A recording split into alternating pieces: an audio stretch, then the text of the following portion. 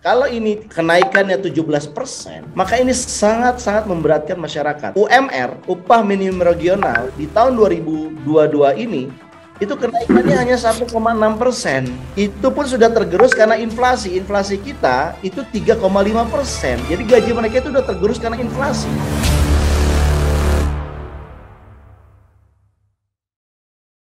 Ya, berikutnya adalah ini isu hari ini adalah tentang kenaikan listrik, ya, kenaikan listrik yang akan diberlakukan tanggal 1 Juli 2022. Seperti yang pernah disampaikan oleh Sri Mulyani, ya, pada, kalau nggak salah, pada tanggal 15 Mei bulan kemarin, bahwa BUMN mengalami tekor, ya, tekor Pertamina 191 triliun, kemudian PLN itu 71 triliun yang juga imbas dari kenaikan BBM. Nah, ini tentunya kenaikan tarif listrik saat ini sangat berkaitan dengan hal tersebut. Nah, oke, melihat ini gimana, Bang Manur? Silakan, Bang. Iya, kita ini masuk ke fase ekonomi berbiaya tinggi. Ya, ini disebabkan karena kenaikan harga-harga ini, ya, terjadi, dan terakhir, ya, isunya adalah 1 Juli, berarti 15 hari ke depan masyarakat akan mengalami tarif listrik yang naik, ya, dari 1.447 per kWh, ya, menjadi 1.600 per kWh, atau kenaikannya sekitar 17%. Ini berlaku untuk masyarakat yang katanya masyarakat kaya. Mari kita lihat masyarakat kaya definisi pemerintah apa? Yaitu mereka yang memasang listriknya itu sekitar berapa? 3.500 kVA. Betul nggak ya, Bro Eko, ya? Ya, betul. Nah, itu yang dianggap masyarakat kaya gitu. Nah, mereka inilah yang tadinya menikmati hanya 1.400 per kWh, itu pun sudah berat sebenarnya. Ya, saya kira tarif listrik di Malaysia, ya, 1.400 itu sudah tinggi itu. Ya, nih kita lihat Indonesia itu 1.400, ya. Sementara di Malaysia, ya, ini untuk sektor di rumah tangganya itu di Malaysia 1.323, artinya Malaysia jauh lebih murah. Nah, sekarang udah 1.400 sudah lebih mahal, dinaikkan lagi 17% menjadi 1.600 rupiah per kWh. Nah, tentunya kita akan bicara, loh, ini kan, ya, ini rumah tangga bicaranya, ya. Ini rumah tangga yang mereka di harga 1.400 sebetulnya sudah naik, sudah mahal dibandingkan Malaysia. Kemudian dinaikkan lagi. Ini akan menambah beban masyarakat lagi gitu. Ya, meskipun gimmicknya katanya kilowatt di bawah 3.500 itu tidak naik sama sekali. Nah, tetapi, ya, yang di sini adalah yang terjadi kalau ini kenaikannya 17%, maka ini sangat-sangat memberatkan masyarakat. Kenapa? Satu, UMR, upah minimum regional, di tahun 2022 ini itu kenaikannya hanya 1,6%. Itu pun sudah tergerus karena inflasi. Inflasi kita itu 3,5%. Jadi gaji mereka itu sudah tergerus karena inflasi. Artinya apa? Mereka yang tadinya bisa belanja katakanlah 10 liter beras, sekarang itu karena inflasi mereka dengan uang yang sama itu hanya lebih kurang, nggak sama, tidak 10 liter lagi, tapi berkurang hanya 9 liter, ya. Itu ilustrasinya. Nah, sekarang ada kenaikan listrik yang kenaikannya 17%, melampaui kenaikan UMR, melampaui inflasi. Ini kan berarti masyarakat kita ini dikatakan tidak akan bisa membayar listriknya gitu, kalau kenaikannya begitu. Seharusnya kan begini, ya, upah masyarakat ini kenaikannya lebih tinggi dibandingkan upah dengan harga-harga bahan pokok termasuk listrik. Itu masih bisa terjangkau lah begitu.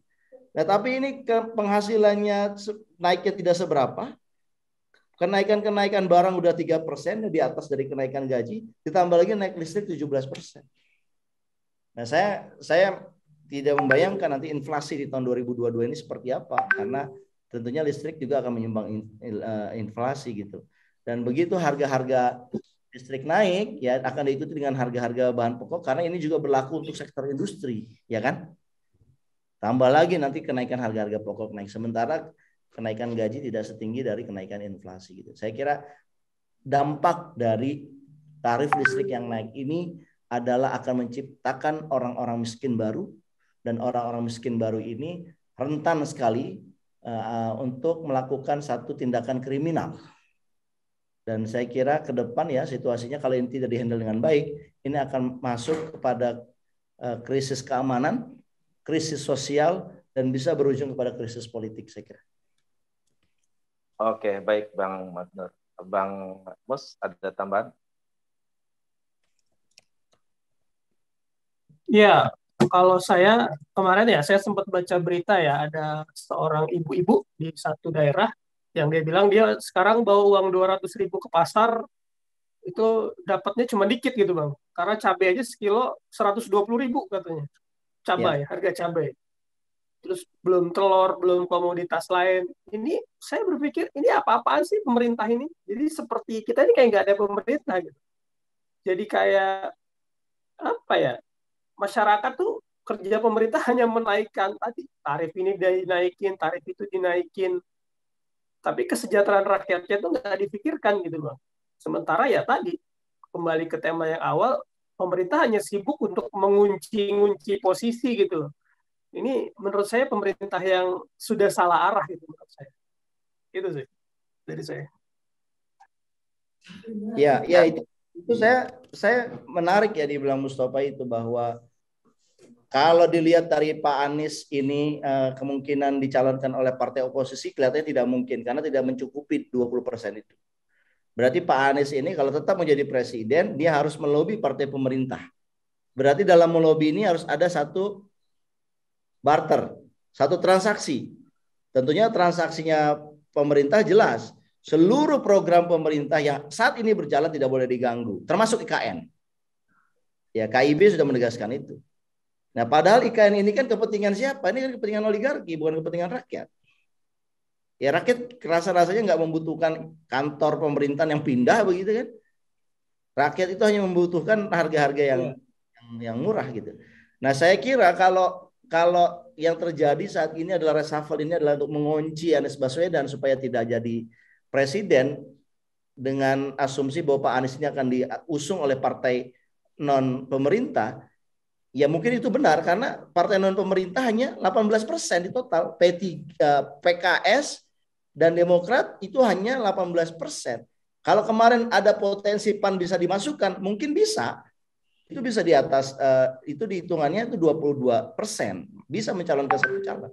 Tapi sekarang sudah tidak ada kemungkinan itu. Karena PAN tidak mungkin bergabung secara politik karena sudah diikat. Apalagi baru kan ini jadi menterinya kan baru 1 hari. Jadi dia akan sami'na wa ta'na sama pemerintah.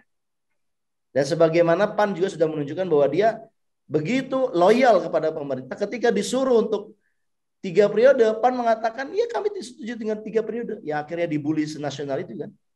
Bersama yang lainnya juga yang mengatakan yang sama. Gitu. Itu mungkin ini Bang, ya kompensasi lah dari hasil dibully nasional menyuarakan 3 periode seperti itu. Nah kalau saya lihat ya begini, yang saya katakan tadi ada semesta aspirasi rakyat dan aspirasi ini menginginkan agar pemerintah ini menyelesaikan persoalan mereka, tetapi sinyal yang diberikan oleh pemerintah ini adalah kok Anda bukannya membantu mengurangi beban kami, malah menambah beban hidup kami, diantaranya melalui kenaikan tarif listrik. Semakin digencet ini rakyat, ini semakin bukannya melunak, tapi ini akan semakin membesar resistensinya. Dan saya khawatir ya ketika resistensi ini membesar dan tidak ada satupun kekuatan yang bisa menertibkan atau mengontrolnya, ini akan terjadi satu ledakan, satu eksplosif sosial yang unprecedented gitu loh, yang tidak bisa kita prediksi gitu. Nah, ini kan harusnya kalau menurut saya kondisi ekonomi lagi tidak baik-baik saja. Kondisi ekonomi lagi mengalami inflasi, kenaikan harga di mana-mana. Harusnya pemerintah ini malah mengurangi, membantu supaya kenaikan harga ini tidak naik. Nah, yang katanya kenaikan listrik hanya berlaku untuk 3.500 kVA saja ke atas dan itu adalah dianggap kelompok menengah ke atas. Saya kira enggak lah. Data menunjukkan orang-orang yang menggunakan daya itu masih kelompok menengah, bahkan rentan miskin. Ya. Dan saya kira ada dampak turunan lain ketika ini diberlakukan sama sektor industri. Industri juga kenaikannya sekitar 17%. Berarti mereka akan menaikkan harga-harganya juga sekitar 17%. Ya, kalau industri memproduksi barang atau jasa, barangnya akan naik 17% karena mereka harus mengkompensasi. Nah, begitu barangnya naik 17%, sementara penghasilan rakyat hanya naik UMR itu 1%, ini kan aja ada clash. Berarti akan ada muncul orang miskin baru. Dan saya kira tidak tepatlah pemerintah itu menaikkan tarif listrik, ya, menaikkan pertalite. Ini akan menambah orang miskin baru dan orang miskin baru ini menjadi beban buat pemerintah, siapapun pemerintahannya itu. Karena mereka harus dikasih subsidi, kalau enggak mereka akan marah. Karena mereka akan terus mencari penghasilan kan. Sementara nggak ada yang peduli sama mereka, mereka akan marah. Gitu. Oke, balik lagi penyebab utama kenaikan itu yaitu kenaikan BBM ya Bang. Berarti solusinya Bang? Ya kalau bicara solusi ya saya kira begini. Pertama sebelum ke solusi saya ingin cerita dulu dampak turunannya. Dampak ketika dinaikkan tiang 3.500 sementara di level bawahnya yang di bawah 3.500 kVA itu tidak naik, maka yang terjadi adalah nanti migrasi. Ya orang-orang masyarakat terutama rumah tangga akan migrasi, dia akan turunkan dayanya. Ya. Atau yang paling parah adalah dia mencuri daya. Dan itu logis karena mereka nggak bisa bayar lagi gitu. Nah, kalau dia menurunkan daya, ternyata saya lihat di aturan PLN mengatakan boleh menurunkan daya. Jadi masyarakat akan menurunkan dayanya ke level yang rendah supaya tidak naik. Boleh menurunkan daya, tetapi syaratnya apa? Mereka harus punya kartu Jakarta, kartu Indonesia Sehat atau kartu Indonesia Pintar. Jadi artinya mereka hanya orang-orang yang diakui negara miskin. Loh, padahal orang-orang yang kelompok yang 3.500 menengah ini yang kemudian tarifnya dinaikkan, ini tiba-tiba jadi miskin. Nah, dia tiba-tiba jadi miskin, dianggap negara tidak miskin. Wah, di sini akan menambah satu frustasi lagi di kalangan masyarakat, terutama di kalangan kelompok menengah. Karena mereka ingin menurunkan dayanya, mereka tidak bisa melakukan itu karena dianggap ya Anda nggak punya kartu Indonesia Sehat, Anda kan tidak punya kartu Indonesia Pintar, berarti Anda orang kaya loh. Terjadi lagi frustasi dan saya kira kondisinya akan semakin gawat ya kalau kenaikan harga PLN ini tetap dinaikkan di 1 Juli. Ya, bukan persoalannya adalah ini kan cuma receh cuma 200 perak. Enggak, ini kalau dalam presentasinya 17%. Sementara kemampuan masyarakat tidak bisa menaikkan harga 17%. Pasti mereka akan mengurangi biaya belanja yang lain ya dan mereka bisa menjadi orang miskin baru gitu. Nah, saya kira itu dampaknya. Sekarang apa solusi sarannya? Yang pertama jangan naikkan harga PLN di saat ya daya beli masyarakat belum normal. Daya beli masyarakat normal itu berapa? Kalau sebelum Covid itu daya beli konsumsi masyarakat itu 5%. Sekarang daya beli masyarakat itu hanya tumbuhnya itu sekitar 3%. Jadi ada gap 2%. Nah, ini dinaikin dulu. Bagaimana daya beli masyarakat bisa normal? Artinya apa? Ciptakanlah lapangan pekerjaan, ciptakanlah produktivitas supaya masyarakat yang industri-industri dalam negeri itu dibeli oleh masyarakat sehingga masyarakat lagi yang mendapatkan keuntungan. Nah, kalau situasinya tidak diciptakan seperti itu, misalkan pemerintah malah suka mengimpor, ya kan, beli barangnya bukan dari dalam negeri malah dari luar negeri, ya akhirnya ini suffering lagi, sehingga daya beli ini nggak naik-naik. Ya, kalau daya belinya nggak naik-naik ya jangan dinaikin lah. Kalau dinaikin ya pakai layer yang manapun itu akan menimbulkan efek ada munculnya kelompok menengah yang tiba-tiba menjadi miskin dan itu kalau tidak bisa dihandle dengan baik dia akan menciptakan satu krisis sosial yang parah begitu bro. Ya baik kalau untuk standing krisis energi mungkin sudah sering kita bahas ya. Artinya kreativitas pemerintah itu dituntut untuk bisa menciptakan alternatif sumber energi yang tidak tergantung pada impor ya, impor minyak. Ini tentunya harus bisa diwujudkan oleh harapannya sih oleh kabinet baru ini ya. Barangkali mempunyai will ke sana, tapi kelihatannya condongnya itu adalah ke penguatan atau konsolidasi pemilu 2024 gitu, konsolidasi politik. Ya mungkin ya semoga saja gitu ya saran apa Bang Madul ini bisa ditempuh, bisa didengarkan begitu. Ya. Baik, saya kira untuk topik ini cukup ya. Kita bisa lanjutkan ke topik berikutnya. Dan sebelum kita lanjut, pemirsa jangan lupa untuk like, share, komen, dan subscribe Ahmad Nur Hidayat Channel dan simak terus segmen Jangan Salah Arah